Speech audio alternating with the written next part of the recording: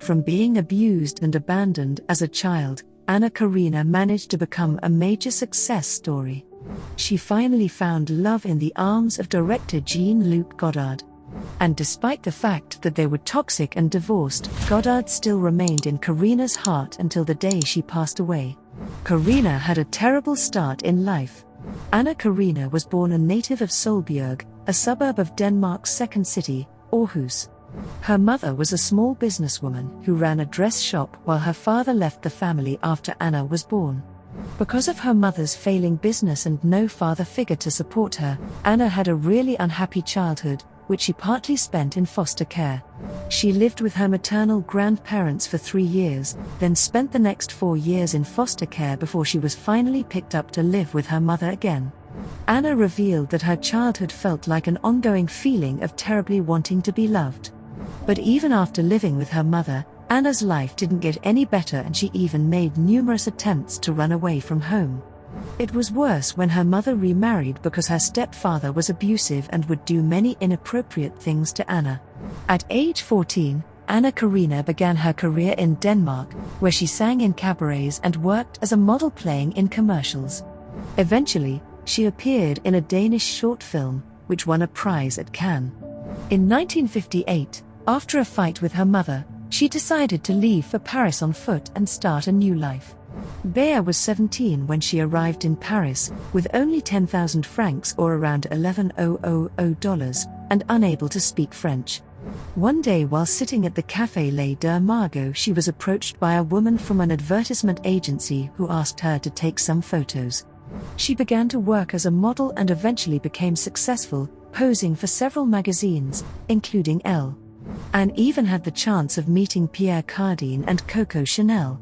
Karina said that Chanel helped her devise her professional name, Anna Karina, which was deliberately coined to evoke the Leo Tolstoy novel titled Anna Karenina. Soon, Anna also appeared in commercials for products such as Coca-Cola, Pepsodent, and Palmolive soap. The love-hate relationship that made Karina a global success. Jean-Luc Godard first saw Karina in the Palmolive adverts in which she posed in bathtubs during movie previews in a Montshaven pub. He was casting his debut feature film titled Breathless and offered her a small part in it, but she refused when he mentioned that there would be a nude scene. Godard offered her a different role in The Little Soldier, which concerns contentious French actions during the Algerian War. Here, she played a pro-Algerian activist. After that, Anna Karina became an axiom of the Godardian cinema. In contrast, her career seemed to barely exist outside it, even though she starred in a variety of other well-known directors' films. Her presence is nearly always compared to roles under Godard's direction.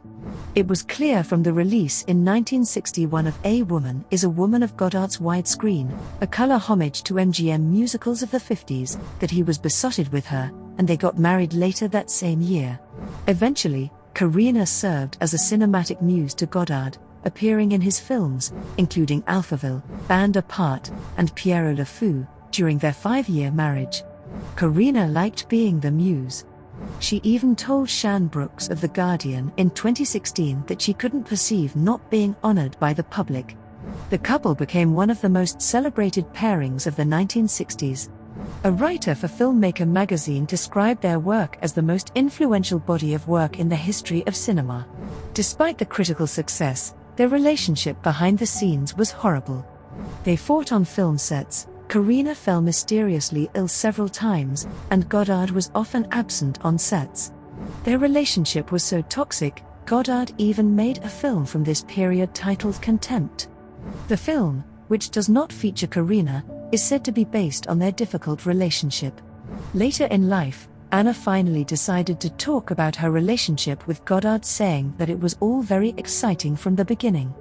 Of course, they had a great love story and all that, but they were so different.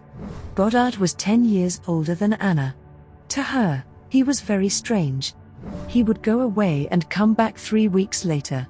It was difficult for young Anna, as she was not even 21 at that time, while Godard was already 30. The actress knew that he didn't mean to hurt her, but he did. According to Anna Karina, Godard was never there, he was never coming back, and she never knew where he was.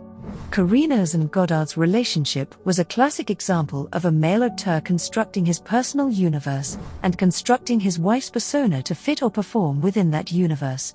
But as their series of collaborations progressed, their marriage gradually dissolved.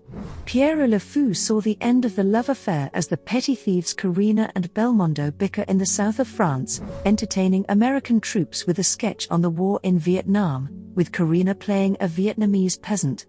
Godard's absence stressed Karina so much, she got fed up and divorced him in 1965. After divorcing Godard, Karina remarried 3 more times. She was married to French actors including Pierre Fabre, Daniel Duval, and to American film director Dennis Berry from 1982 until her death. Later in life, Karina confessed that Godard remained, out of her 4 marriages, the love of her life. Anna Karina's career was pretty successful.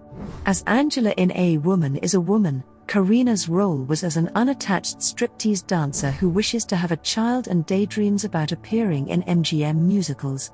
Karina won the Silver Bear for Best Actress at the 11th Berlin International Film Festival for her performance. The actress appeared in a total of 8 films directed by Godard, with My Life to Live, Band of Outsiders, Piero Le Fou, and Alphaville being the most memorable ones. In Piero Le Fou, Karina's character is on the run with her ex-boyfriend, while in Alphaville, Karina's role requires her to have difficulty saying the phrase "I love you." With Karina appearing in dozens of films through the 1960s, her career flourished. Films she appeared in included The Nun, directed by Jacques Rivette, Luchino Visconti's The Stranger, the George Cukor/Joseph Strick collaboration titled Justine, and Tony Richardson's Laughter in the Dark, just to name a few. She continued to work steadily into the 1970s, with roles in The Wedding Ring, Rendezvous at Bray, The Salzburg Connection, and Franco Brusotti's Bread and Chocolate. Her career lasted up until the late 2000s. In 1972, Karina set up a production company, called Rosca, for her directorial debut, Living Together, which was released in 1973, in which she also acted. The film was screened in the Critics' Week lineup at the 26th Cannes Film Festival. Meanwhile, she also starred in Rainer Werner Fassbinder's Chinese Roulette. Fassbinder allegedly wrote the film for her and her partner at the time, Uli Lommel. She later wrote and acted in the 1987 Last Song and appeared in Up, Down, Fragile directed by Jacques Rivette. She also sang in The Truth About Charlie in 2002, which was a remake of the 1963 film Charade. In 2008, Karina wrote, directed, and starred in Victoria, a musical road movie filmed in Montreal and Saguenay-Lac-Saint-Jean, Quebec. The lead character, played by her, had amnesia. Karina died at the age of 79 in 2019, at a hospital in Paris. According to reports, the cause of her death was cancer. However, her husband, Dennis Berry, said that the cause was not cancer, but a complication following a muscular rupture. Well, that's the end of this episode, guys. Don't forget to check out the next video on this series. Thanks for watching.